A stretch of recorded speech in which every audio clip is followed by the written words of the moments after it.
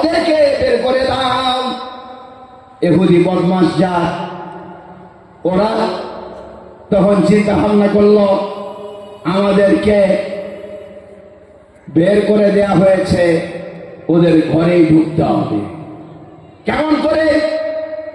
ওদের সুন্দরী রূপসী মেয়েদেরকে ট্রেনিং দিলাম, ট্রেনিং দিয়ে বললাম আমাদের বড় বড় শায়েখদের যে সঙ্গে তারা প্রেম কর, বিয়ে কর, ওদের ঘরের ভিতরে ঢুকে যা। ফলত ওরা আরবের বড় বড় শায়েখরা ইহুদি মেয়েদেরকে বিয়ে করেছে। ফিলিস্তিনের যিনি হলেন জাতীয় জনক ইয়াসার আরাফাত, ওর বোনটা ইহুদি। পাকিস্তানের প্রাক্তন প্রধানমন্ত্রী, যার খেলা দেখে আপনারা বহুবা দিয়েছেন, ইমরান খান, ওর বউ ইহুদি। এইভাবে বর্তমান যে যুবরাজ ইহুদি সরকার, যেখানে সৌদি সরকার আছে, সেই সরকারের যে যুবরাজ মোহাম্মদ ইবনে সালমান, এও ইহুদির পেটের বাচ্চা। দেখুন আরব ভূখণ্ডের শায়েখদের ভিতরে ইহুদি মেয়েদেরকে ঢুকিয়ে দিয়ে কেমন করে ওদের এবারে মাথাটা খারাপ করেছে। হুজুর সাল্লাল্লাহু আলাইহি ওয়াসাল্লাম বললেন ওদেরকে বের করে দাও, আর ওরা ওদের রূপসী সুন্দরী মেয়েদেরকে ট্রেনিং দিয়ে আরবের শায়েখের সঙ্গে প্রেম ঘটিয়ে তাদের সঙ্গে বিয়ে করে সেখানে ইহুদি সরকারের ভিতরে ওখানে ঢুকিয়ে দেওয়া হয়েছে। কেমন করে? চক্রান্ত করে। চিন্তা ভাবনা করবেন। এইবারে সারা বিশ্বে কি অশান্তি করছে। এবারে বলছে কি ফিলিস্তিনটা গেল, বাঁচাও সাধু বাবা। সাধু বাবা কি করে বাঁচাবে? হুজুর বলেছিলেন বের করে দাও ওদেরকে, রাষ্ট্রীয় মর্যাদা কেন দিলে? প্রশ্ন হবে ওরা তবে যাবে কোথায়? উত্তর হলো আমার, ওরা ছিল কোথায়? ওদের কোন রাষ্ট্রীয় ছিল না, কোন শক্তি ছিল না, ওদের কোন দেশ ছিল না, ওদের কোন রাষ্ট্র। ওদেরকে রাষ্ট্র দিয়ে দিল ফিলিস্তিনের ভিতরে বুক চিরে। কেন দেয়া হলো? ওরা ছিল যাযাবর, ওরা ছিল ভবঘুরে, ওরা ছিল খানায় বাদশ। খানায় বাদশ যারা ছিল, ঘুরে ঘুরে তারা থাকতো। রাষ্ট্রীয় মদত পেত না, সরকারি মদত পেত না। রাষ্ট্রীয় মদত পেয়ে এবারে সারা বিশ্বে অশান্তি করছে। বহুজন ইহুদিদেরকে মেরেছে, বহুজন শহীদ করেছে। তার মধ্যে আরেকজন মেরেছেন, কিন্তু তিনি নবী নন, তিনি হলেন তাদেরই লোক। তার নাম হলো হিটলার।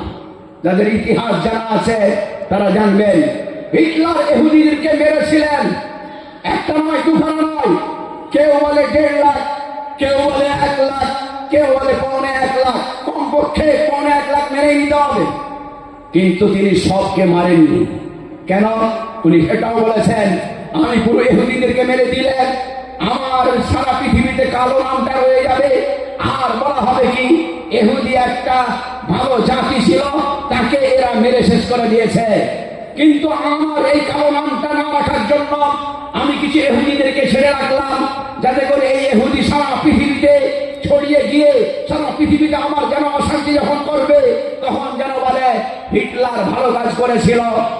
কেন সকলকে মেরে শেষ করে দিল না? পুরো মিটিয়ে দিলেই ভালো হতো, এই কথা যেন বলে। আমি যে ভালো কাজ করেছি এই জন্য কিছু ইহুদিকে ছাড়ি, এরা বড় হয়ে আবার সারা পৃথিবীকে অশান্তি করবে, তখন আমাকে বলবে ঠিকই করেছে। আসলে শেষ কাজটা করবেন হযরত ঈসা আলাইহিস সালাম, এই জন্য তার মগজের ভিতরে রেখে দেওয়া হলো। আজকে সারা পৃথিবীতে ওরা অশান্তি করেছে, কারণ ওদেরকে রাষ্ট্রীয় মর্যাদা দেওয়া হয়েছে। রাষ্ট্রীয় মর্যাদা থেকে ওদেরকে হটাতে হবে।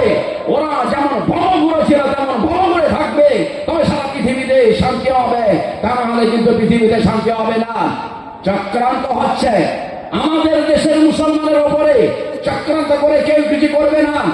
আমরা স্বপ্ন দেখেছি, আমাদের স্বপ্ন বাস্তবায়ন হবে হবে হবে বলুন ইনশাআল্লাহ। জোরে বলে ইনশাআল্লাহ। আমরা স্বপ্ন দেখেছি সারা পৃথিবী আমাদের পায়ের তলায় আসবে, কোরআনের কথা সত্য হবে, সারা পৃথিবী মুসলমানের পায়ের তলায় আসবে। জমি কারার লড়াই মানে হলো এনআরসি করে হয়নি, মন্দির করে হয়নি, এবারে কি করছে জমি কারার লড়াই। এর মানে হলো সারা পৃথিবীতে মুসলমানরা জমির দিকেই ঝুঁকবে। মুসলমান জাত ঘুমন্ত ভাগের জাত ঘুমিয়ে আছে, এদেরকে ওরা উস্কাচ্ছে। যেদিন পুরো সারা পৃথিবীর মুসলমান জেগে যাবে পুরো পৃথিবীকে ইসলাম গ্রাস করে নেবে বলে ইনশাআল্লাহ। আমরা স্বপ্ন দেখেছি, স্বপ্ন আমাদের বাস্তবায়ন হবে। স্বপ্ন দলিল নয়, কি বললাম? স্বপ্ন দলিল নয়, কিন্তু স্বপ্নের মাধ্যমে বহু কিছু জানা যায়। স্বপ্ন দলিল নয়, স্বপ্নের মাধ্যমে বহু কিছু জানা যায়। আজানটা জিজ্ঞাসা করছি, আজানটা কোরআন থেকে সাবেক না হাদিস থেকে সাবেক? রাসূলুল্লাহ সাল্লাল্লাহু আলাইহি সাল্লাম বললেন, নামাজের জন্য মানুষকে আহ্বান করা হবে। বলো কিভাবে আহ্বান করা হবে? কেউ বলল আগুন জ্বালানো হবে, প্রত্যেক অর্থে অর্থে ধোঁয়া দেখে সকলে আসবে। হুজুর বললেন না, এ ঠিক নয়। কেউ বলল প্রত্যেক অর্থে অর্থে ঝান্ডা তোলা হবে, পতাকা তোলা হবে, ওই দেখে সকলে আসবে। হুজুর বললেন এটাও ঠিক নয়। কেউ বলল যখন অর্থ হবে তখন ঢোল বাজানো হবে। হুজুর বললেন না, এটাও ঠিক নয়। কে বলল যখন অর্থ হবে তখন ফুঁক মারা হবে, তখন বাঁশি বাজানো হবে। হুজুর বললেন এটাও ঠিক নয়। মজলিস বরখাস্ত, কোন বিচার হলো না, ফয়সালা হলো না। আব্দুল্লাহ ইবনে যায়েদ রাদিয়াল্লাহু আনহুকে স্বপ্নে দেখানো হলো, কি ফেরেশতা দেখিয়ে দিলেন এইভাবে আযান দাও, আল্লাহু আকবার, আল্লাহু আকবার, এইভাবে আযান দাও।